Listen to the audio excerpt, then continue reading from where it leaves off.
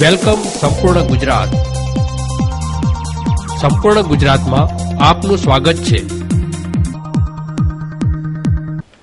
પાલનપુરના વગદા ગામમાં આજે રસ્તે ચાલવાના મામલે બે પરિવારો વચ્ચે મારામારી થઈ હતી, જેમાં બંને પક્ષે 4 વ્યક્તિઓ ઘાયલ થયા હતા, જેમને તાત્કાલિક સારવાર અર્થે પાલનપુરની સિવિલ હોસ્પિટલમાં ખસેડાયા છે. વગદા ગામમાં આજે ખેતરના રસ્તે ચાલવાની નજીવી બાબતમાં ફલજીભાઈ ચૌધરી અને તેજાભાઈ પરમાર વચ્ચે બોલાચાલી થઈ હતી.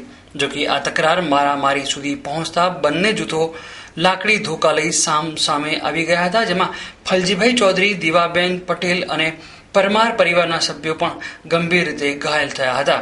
જ્યારે આ તમામ ઈજાગ્રસ્તોને લોકોની મદદથી તાત્કાલિક સારવાર અર્થે પાલનપુરની સિવિલમાં દાખલ કરાયા હતા. જોકે રસ્તે ચાલવાની નજીવી બાબતે સર્જાયેલી આ તકરારને લઈ ગામમાં વિખવાદ ન સર્જાય તે માટે ગામના આગેવાનોએ આ બનાવમાં સમાધાનનો માર્ગ અપનાવ્યો હોવાનું જાણવા મળ્યું છે. વેલકમ સંપૂર્ણ ગુજરાત.